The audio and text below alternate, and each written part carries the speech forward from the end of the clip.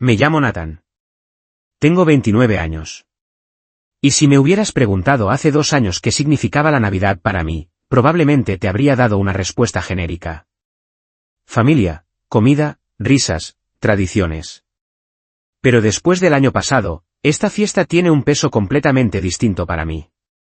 Fue la noche en la que me senté en una larga mesa de madera, frente a las mismas personas que me criaron, que se suponía que debían quererme de forma incondicional, y me sentí encoger bajo sus risas. No eran risas cálidas ni de buen rollo. Eran risas afiladas, burlonas, de esas que te abren por dentro y te obligan a fingir una sonrisa mientras todo en ti se retuerce. Crecí en una familia donde el éxito se medía de formas muy tradicionales. Un trabajo estable, prestaciones, quizá una hipoteca antes de cumplir los 30. Mi padre trabajó toda su vida en finanzas y prácticamente veneraba la rutina de 9 a 5. Mi madre dirigía la casa como si fuera una oficina, horarios estrictos, ni un minuto perdido. Mi hermana mayor, Claire, se convirtió en abogada, lo que la transformó automáticamente en la hija dorada.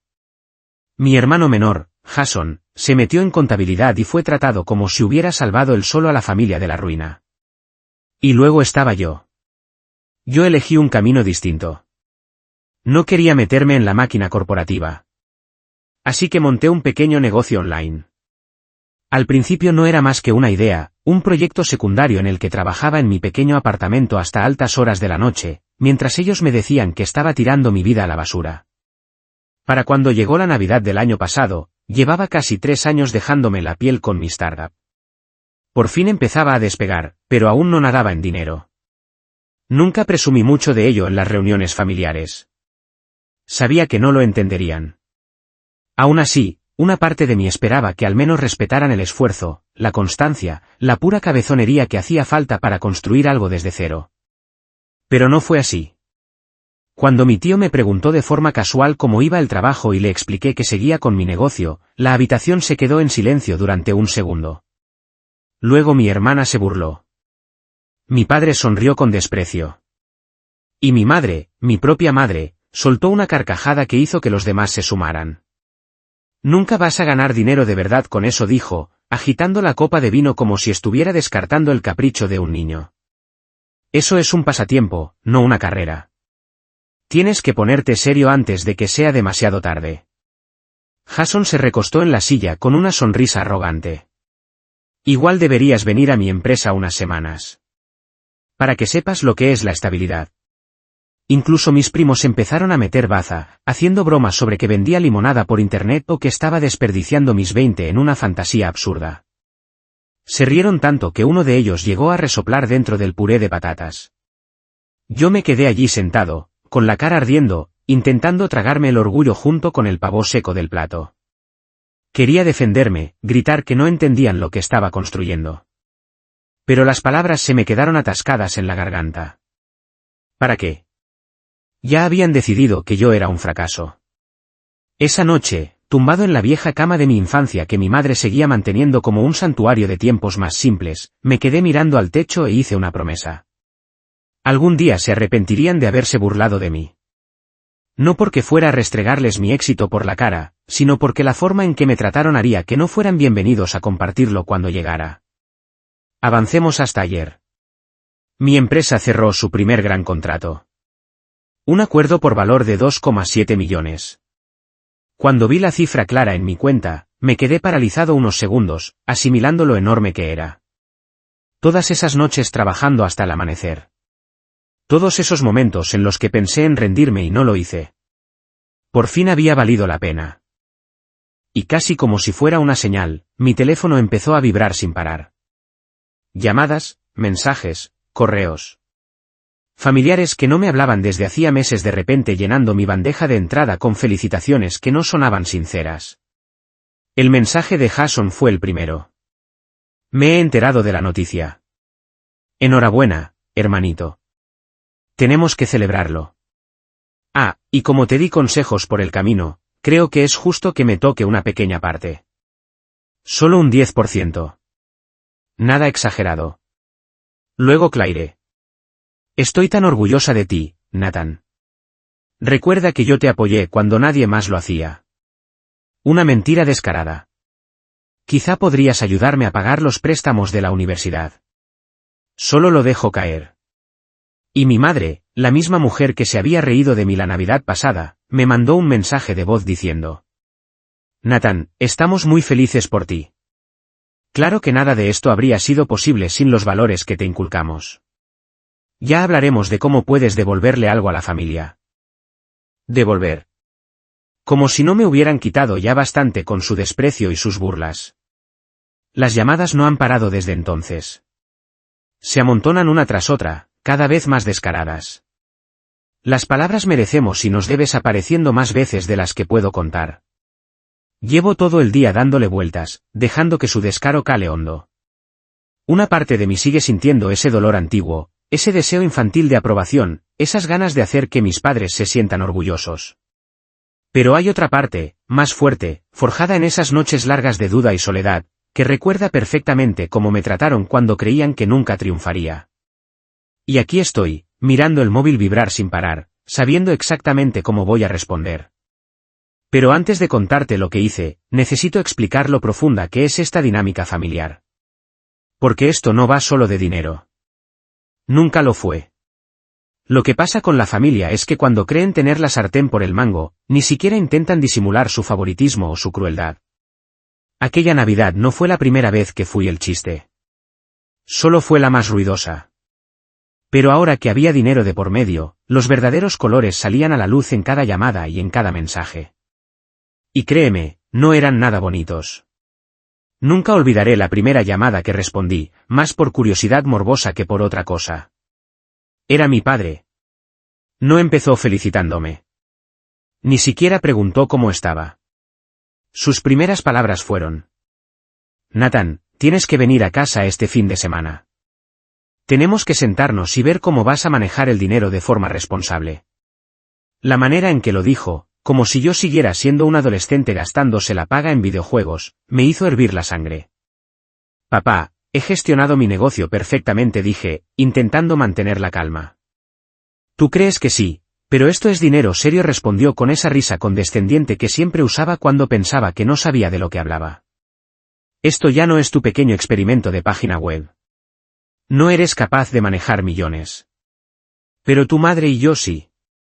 Nosotros nos ocuparemos. Haremos que crezca. Será para el bien de toda la familia. Toda la familia. No yo. No la persona que había pasado noches sin dormir, sacrificado fines de semana, vivido a base de fideos instantáneos para llegar hasta aquí. No. Para él, mi trabajo, mi éxito, pertenecía a todos menos a mí. Luego vino mi madre. Ella no preguntó, exigió. Nathan, vienes el domingo. No discutas. Y soltó su frase favorita, la que había usado toda mi vida cada vez que yo me resistía a su control. La familia es lo primero. Siempre. Pero en su versión de la familia, eso siempre significaba que todos iban antes que Nathan. Y si la prepotencia de mis padres no era suficiente, mis hermanos no tardaron en sumarse. Jason, que se había burlado de mi sin piedad en Navidad, de repente se reinventó como mi mayor apoyo. Me llamó 3 veces en una sola tarde. La primera, dijo que siempre había creído en mí. La segunda, sugirió que como se le daban bien los números, debería ser él quien gestionara mis cuentas. En la tercera ya ni disimulaba. Mira, tío, yo te inspiré. ¿Me debes algo? Mándame algo pequeño. 50.000. Eso no es nada para ti ahora. Claire, en cambio, optó por otro camino. Manipulación emocional. Nathan, ¿sabes lo duro que fue para mí la carrera de Derecho? Lo sacrifiqué todo. Me merezco algún reconocimiento. Y no olvides todas las veces que te llevaba en coche cuando no tenías.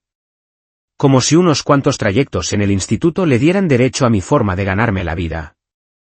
Y no eran solo mis padres y hermanos.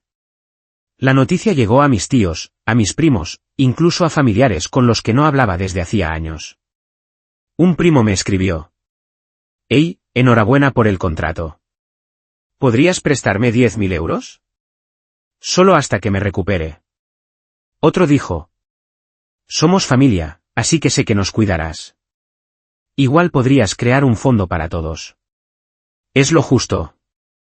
Pero el mensaje que de verdad me destrozó volvió a ser de mi madre. Me dejó un audio y juro que lo escuché 3 veces porque no podía creer lo que oía. Nathan, no seas egoísta. Sabes que invertimos en ti. Cada comida que te dimos, cada euro que gastamos en criarte, fue una inversión. Ahora es el momento de que nos devuelvas el beneficio. Tu padre y yo trabajamos demasiado como para no ver resultados. Me quedé sentado con el móvil en la mano, temblando. Una inversión. Eso era yo para ellos. No un hijo. No un hermano. Una inversión esperando rendimientos. Y, por supuesto, volvieron las comparaciones. Jason presumía de que su jefe había oído hablar de mi contrato y había dicho: parece que el éxito corre por la familia. Me dijo con toda la cara: solo has podido hacer esto porque nosotros dimos ejemplo. Deberías estar agradecido. Claire se subió al mismo carro. Tu empresa solo ha funcionado porque creciste en una casa con disciplina. Sin nosotros no serías nada. Lo peor es que no solo querían dinero. Querían control. Mi padre intentó organizar una reunión familiar en su casa, insistiendo en que llevara todos los documentos para revisarlos. Mi madre insinuó que debería comprar una casa más grande, más cerca de ellos, para poder organizar bien las fiestas. Jason lanzó la idea de que invirtiera en su empresa de contabilidad. Claire dijo directamente que debía pagar sus préstamos estudiantiles porque si uno de nosotros está cargado, todos lo estamos. Era como si pensaran que mi éxito era un premio de la lotería familiar y que todos tenían un billete ganador. La presión era asfixiante. Cada llamada, cada mensaje, cada buzón de voz iba desgastándome poco a poco, arrastrándome de nuevo al papel que habían tallado para mí hacía años. El que siempre sobraba. El que nunca era suficiente. El que tenía que conformarse con migajas de aprobación. Solo que ahora esas migajas ya no eran emocionales. Querían millones. Y aún así, pese a la rabia que me hervía por dentro, me mantuve en silencio. Escuché. Les dejé hablar. Porque mientras ellos creían que me estaban volviendo a meter bajo su control, yo ya estaba haciendo un plan. Pero antes de llegar a eso, necesitas entender hasta dónde estaba a punto de llegar su sensación de derecho, porque el verdadero punto de ruptura aún no había llegado. Era solo cuestión de tiempo antes de que cruzaran la única línea de la que no hay vuelta atrás. Si las llamadas constantes y las exigencias eran como agua cayendo gota a gota en un vaso, lo que vino después fue la inundación que lo desbordó todo. No lo vi venir. Al menos, no al principio. Pensé que sus comentarios arrogantes y sus peticiones descaradas ya eran bastante graves. Pero cuando personas como mi familia huelen dinero, no se quedan solo en pedir.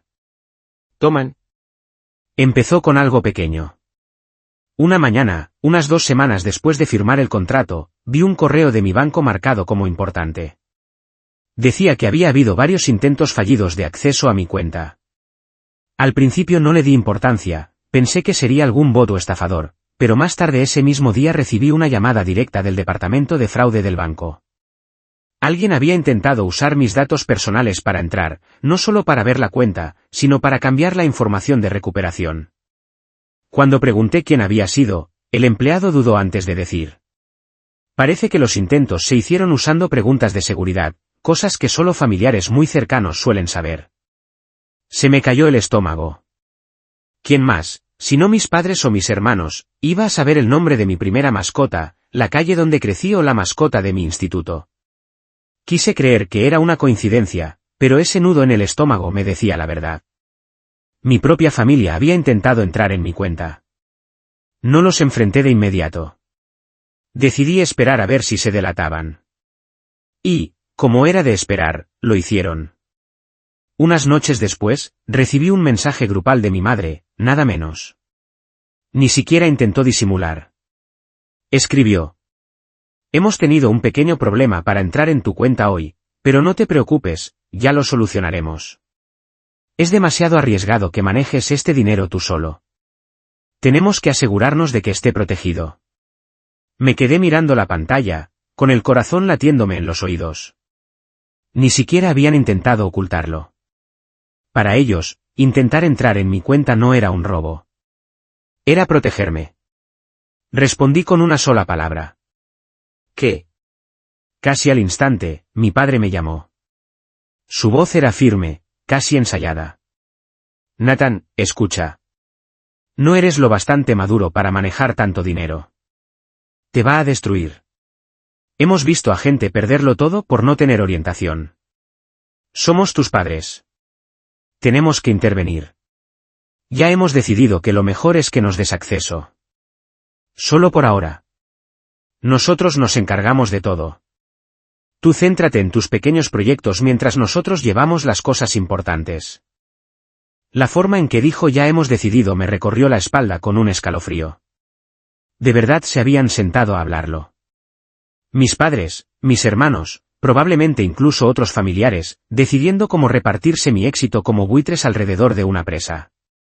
Esa noche, Jason me mandó un mensaje con tono chulo. Cuando papá y mamá tengan acceso, yo ayudaré a invertir una parte.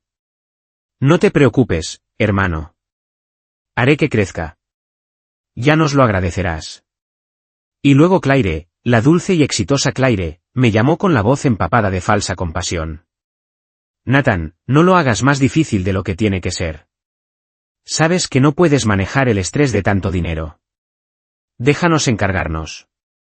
No te humilles aferrándote a ello. Somos familia. La familia comparte. La familia comparte. No sé ni cómo describir lo que sentí en ese momento. No fue solo traición. Fue borrado. Intentaban quitarme mi independencia, mi identidad, aquello que había pasado años construyendo cuando nadie creía en mí.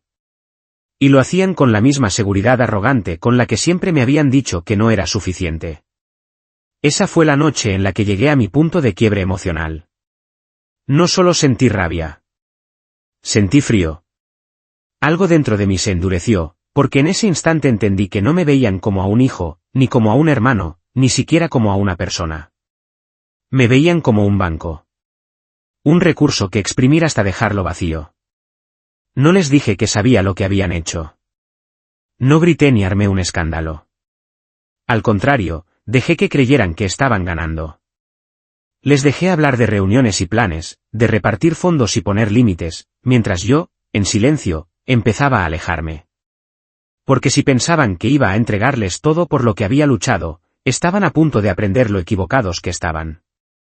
Pero antes de contarte lo que empecé a planear, necesitas ver hasta qué punto me hundieron. Lo cerca que estuve de perderlo todo antes de encontrar la fuerza para darle la vuelta. Cuando creces siendo el chiste de la familia, desarrollas una piel dura. Aprendes a aguantar las pullas, las risas despectivas, los suspiros silenciosos de decepción. Pero nada me había dolido tanto como darme cuenta de que mis propios padres habían intentado activamente quitarme lo que había construido. Esa traición no solo dolió. Me vació. Durante semanas después de descubrir el intento de acceso a mi cuenta, cargué con un peso que se me pegaba como una sombra. Me quedaba despierto en mi apartamento, mirando al techo, mientras el móvil se iluminaba una y otra vez con sus llamadas, sus mensajes, sus recordatorios cuidadosamente redactados sobre la responsabilidad y el deber familiar. Dejé de responder a la mayoría, pero incluso el silencio parecía alimentar su narrativa. De repente, yo era el egoísta. El hijo desagradecido. El soñador inestable que acaparaba un dinero que en realidad no era suyo. El aislamiento fue brutal. Tienes que entenderlo, no tenía apenas una red de apoyo fuera de ellos. Durante años había sido la oveja negra, demasiado ocupado trabajando a horas raras en mi negocio como para construir un gran círculo de amigos. Mis hermanos tenían a sus compañeros, mis padres sus cenas en el club, y yo tenía mi portátil, mi apartamento y la débil esperanza de que algún día todo aquello significara algo. Ahora, con 2,7 millones en mi cuenta, debería haberme sentido triunfador. En cambio, me sentía más solo que nunca. Dejé de salir. Apenas comía. Evitaba las redes sociales porque cada vez que entraba veía sus caras sonriendo en fotos de grupo a las que no me habían invitado, con frases como: "La familia lo es todo", burlándose de mí desde la pantalla. Mientras tanto, los mensajes seguían llegando. Jason mandó uno que decía: "No alargues esto. Déjanos manejar el dinero antes de que lo arruines. Claire intentó hacerme sentir culpable. No puedo creer que estés apartando a la gente que te crió. Mamá lleva toda la semana llorando. Y mi padre dejó un mensaje de voz diciendo: si no vienes pronto a casa, tendremos que tomar medidas para protegerte de ti mismo. Protegerme de mí mismo. Esas palabras se repetían en mi cabeza, igual que siempre habían usado esa excusa para controlarme. Cuando era niño, era con quien podía juntarme. De adolescente, ¿a qué universidad debía ir? Ahora, como adulto, era sobre la fortuna que yo había ganado con mi esfuerzo.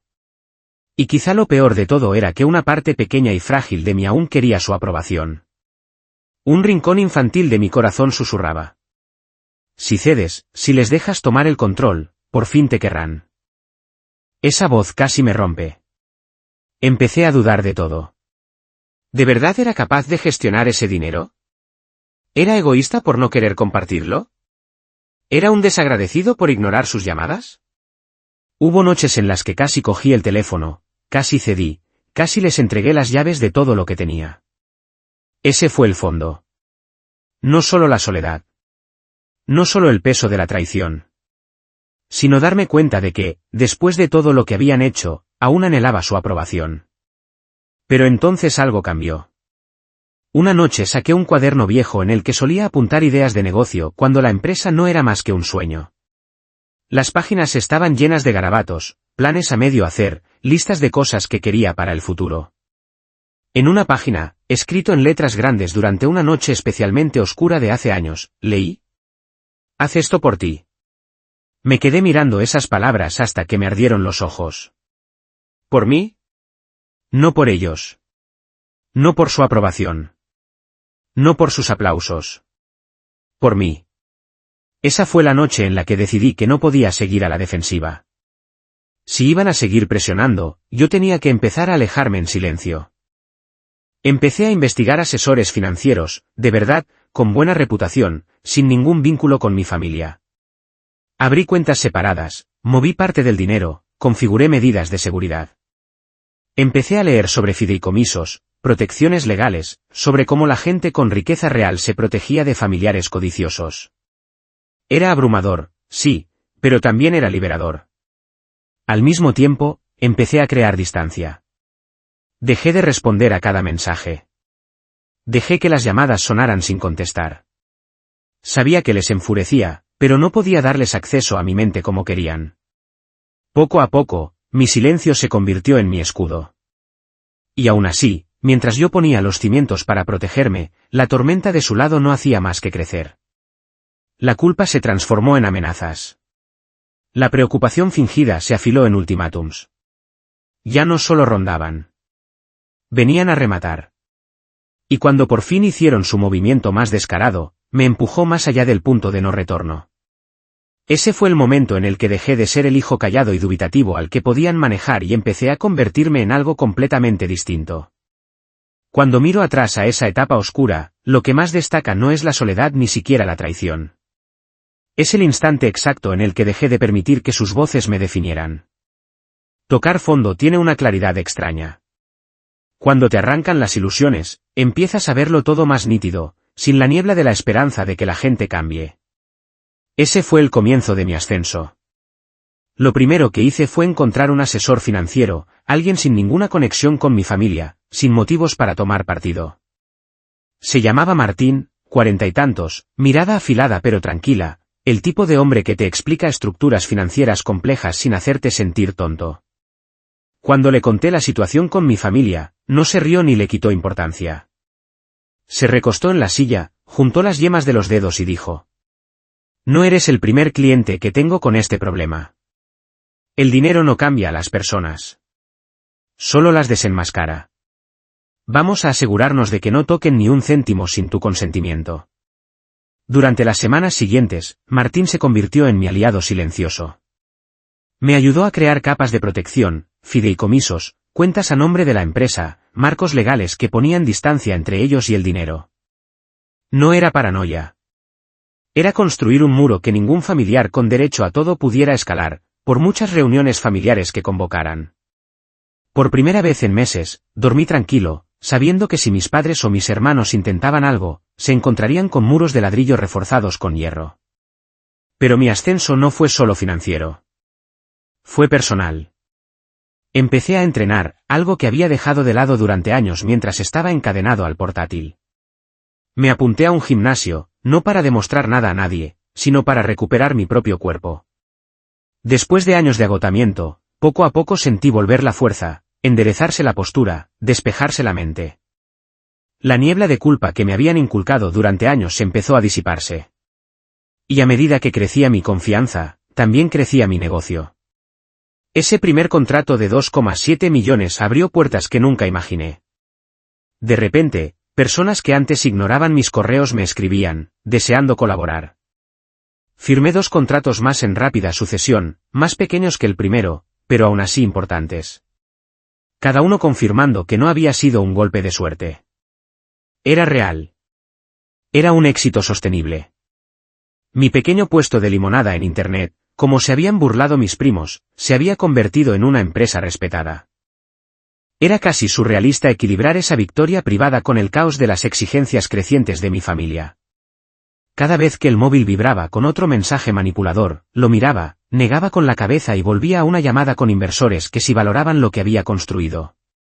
Las risas de la Navidad pasada resonaban débilmente en mi memoria, pero quedaban ahogadas por el sonido de contratos firmándose, acuerdos cerrándose, oportunidades acumulándose una tras otra. Lo que no esperaba era lo poderoso que podía ser el silencio. Dejé de dar explicaciones. Dejé de defender mis decisiones.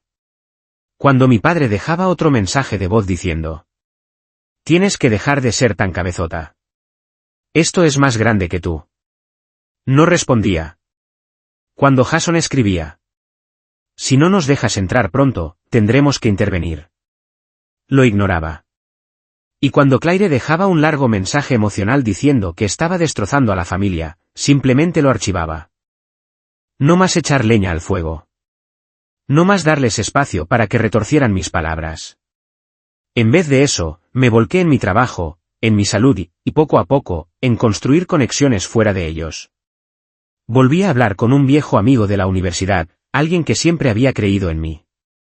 Empecé a ir a eventos de networking, aunque las reuniones sociales siempre me habían drenado. Para mi sorpresa, encontré gente que entendía el esfuerzo, que respetaba el curro, que no me veía como un cajero automático con patas. Fue como salir de una jaula en la que ni siquiera había sido consciente de que llevaba toda la vida metido. Cada logro, cada avance, era la prueba de que yo no era el fracasado que mi familia había pintado. Y cuanto más crecía, menos poder tenían sus voces sobre mí. Pero hay una cosa con ganar fuerza.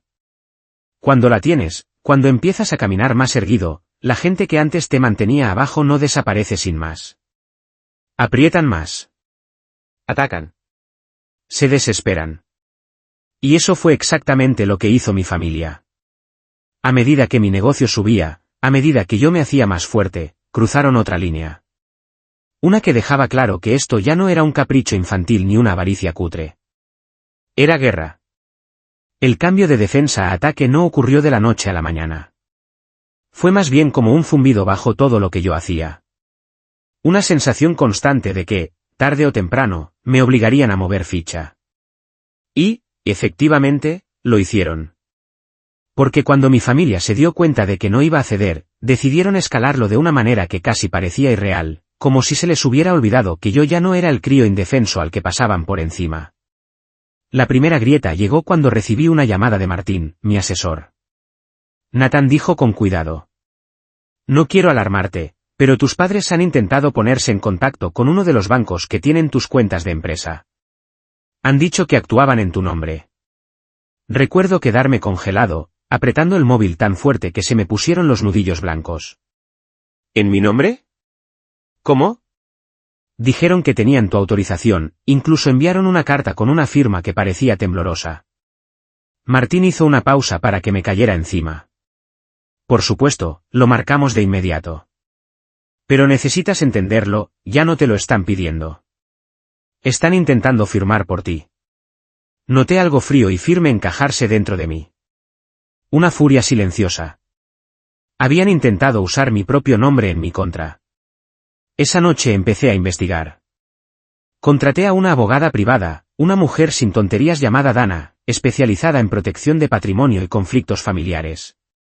Me escuchó mientras le contaba todo, desde las risas burlonas de la Navidad pasada hasta las alertas de fraude del banco y la carta falsificada. Cuando terminé, negó con la cabeza despacio. Esto no es solo sentir que tienen derecho, dijo. Esto roza un intento de abuso financiero. Si siguen así, podrían enfrentarse a consecuencias legales. Consecuencias legales. Me quedé con esas palabras, dándoles vueltas como si fueran una moneda. Por primera vez entendí que yo no era impotente. No estaba solo reaccionando. Tenía herramientas, y tenía aliados que no estaban atados a ellos. Durante las semanas siguientes, trabajé en silencio con Dana y Martín, reforzando mis defensas. Redactamos documentos legales dejando mi independencia clarísima. Instalamos sistemas de vigilancia para que me avisaran al instante si alguien siquiera pronunciaba mi nombre en un banco.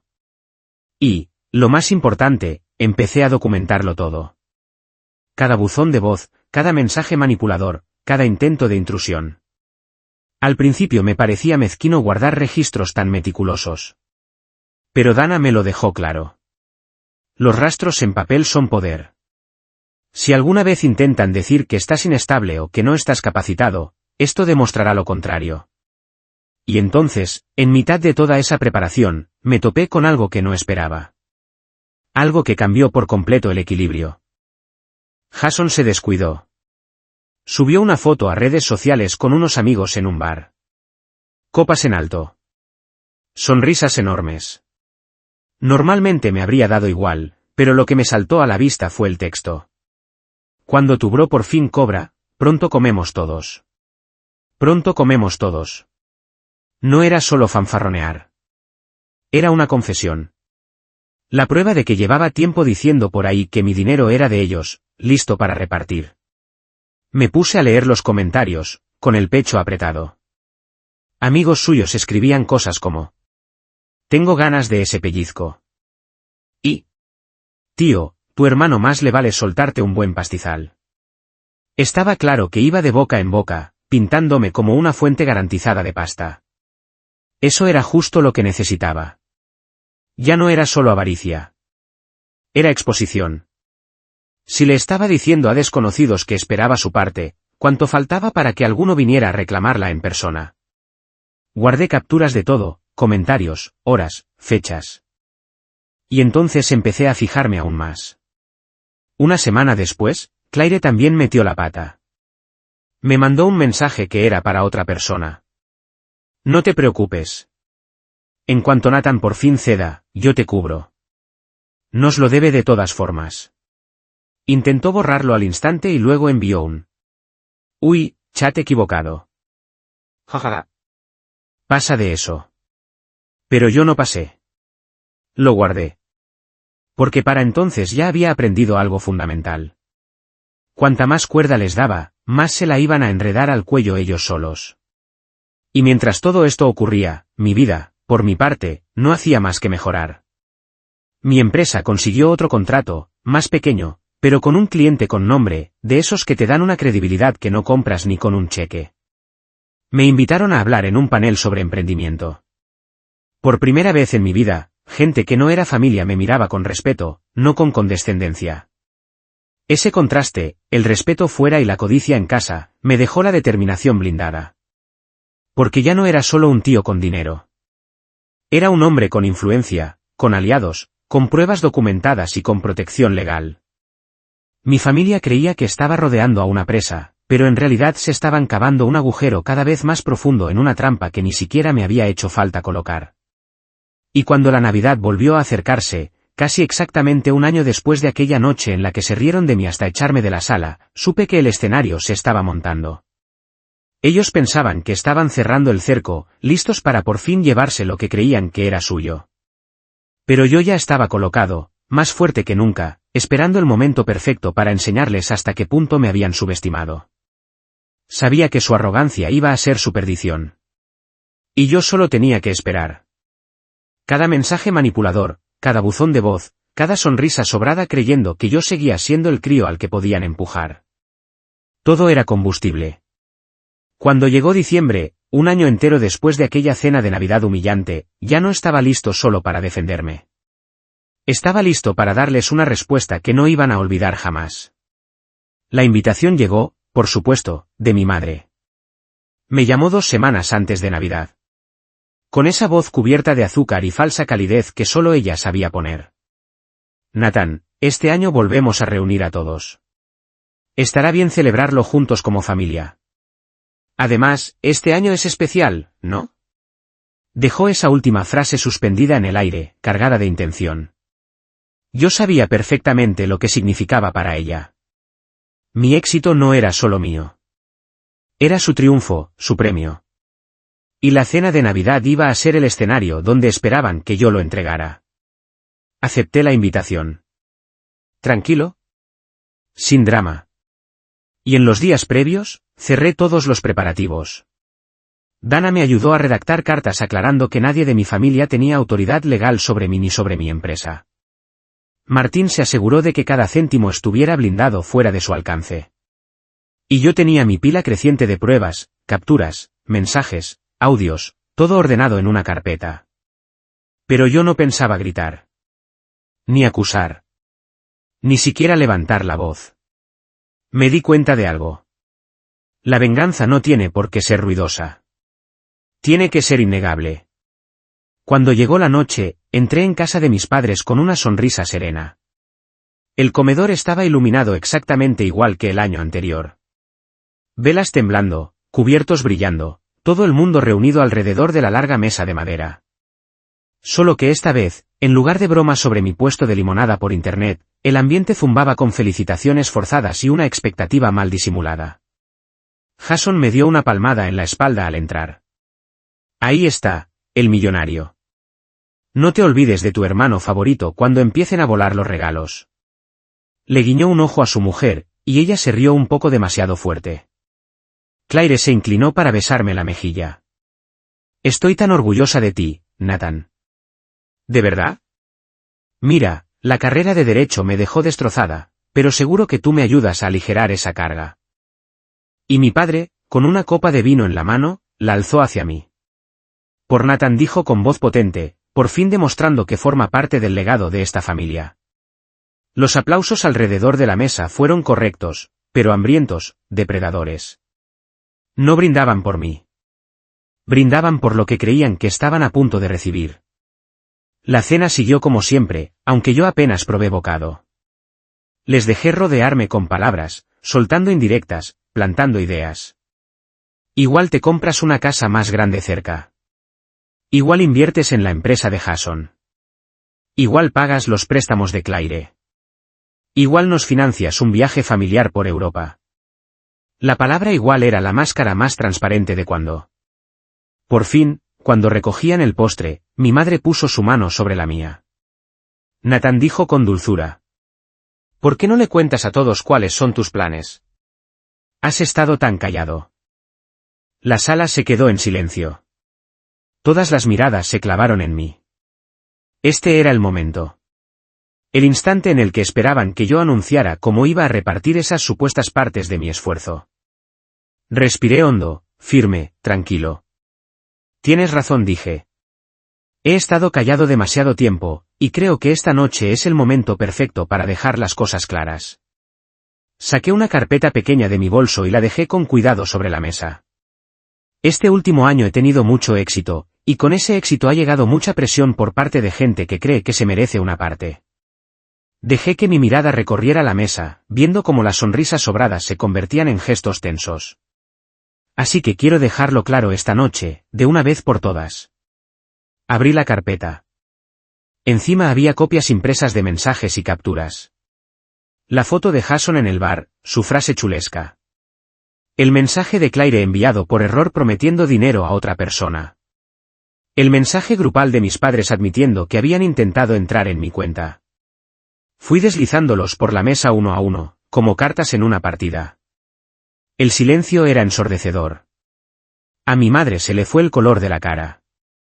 La mandíbula de Jason se tensó. Claire abrió la boca, la cerró, la volvió a abrir, y no le salió nada. Esto, dije en voz baja, es solo una parte de lo que he documentado. Cada llamada, cada buzón de voz, cada intento de entrar en mis cuentas. Todo guardado. Todo listo para entregárselo a quien corresponda si yo decido hacerlo.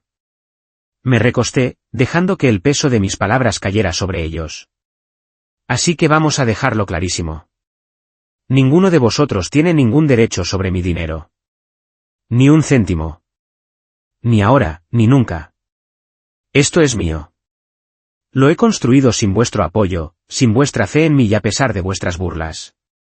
Y si cualquiera de vosotros vuelve a intentar interferir, los siguientes en ponerse en contacto no seré yo. Será mi abogada. Durante un buen rato, nadie se movió.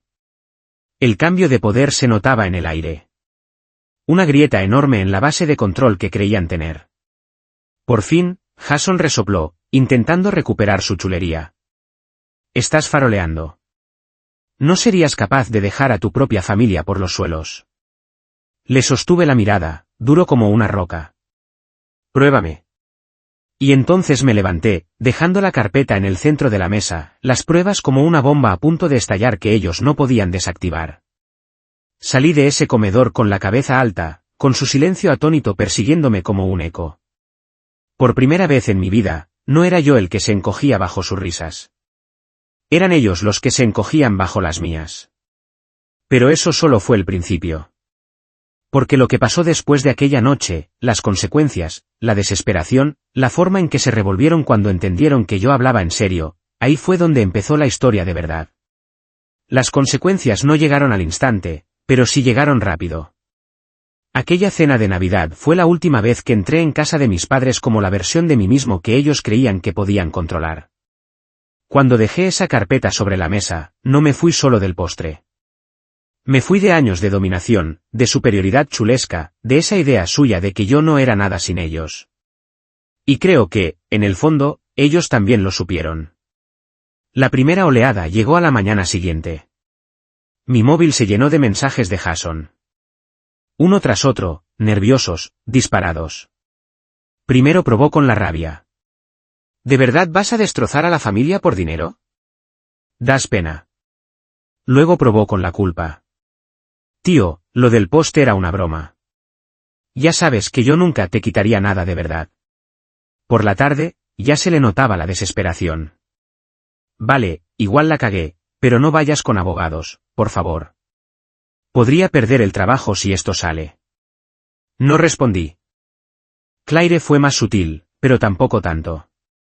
Me llamó 3 veces, dejando audios largos sobre cómo ella solo había querido lo mejor para mí, cómo su mensaje se había malinterpretado, cómo debía recordar el vínculo entre hermanos.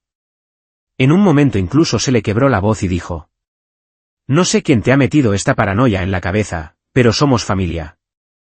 No lo estropees todo por malentendidos. Pero quien de verdad me terminó de romper el silencio no fueron mis hermanos. Fue mi madre.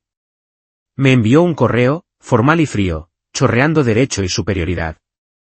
Nathan, tu comportamiento en Navidad fue profundamente decepcionante.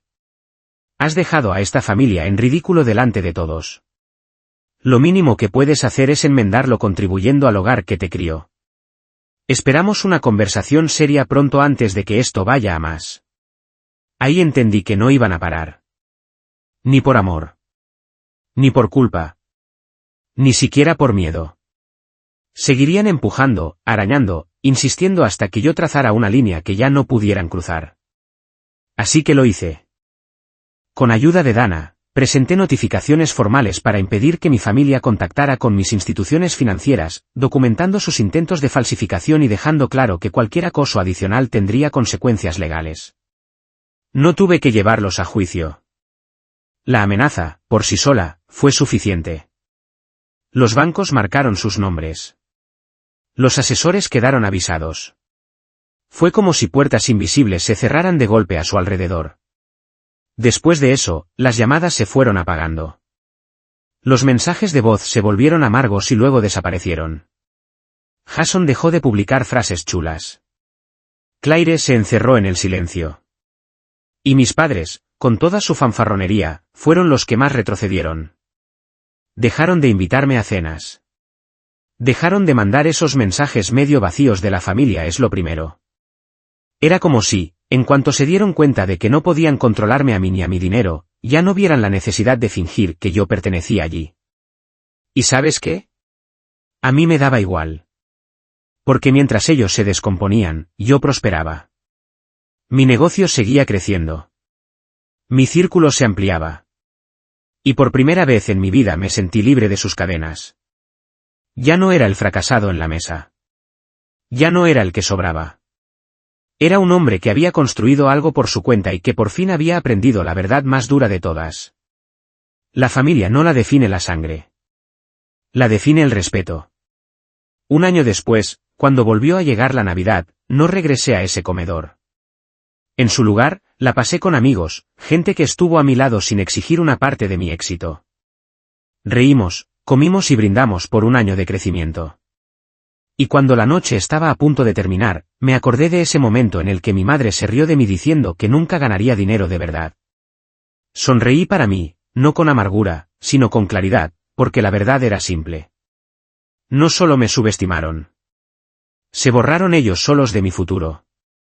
Y mientras alzaba mi copa, dije en voz baja, casi para mí mismo. Por hacer esto por mí. Por una vez, esas palabras no eran una promesa. Eran una victoria. La última frase era esta: ellos creían que mi éxito me haría suyo, pero al final me liberó de ellos para siempre.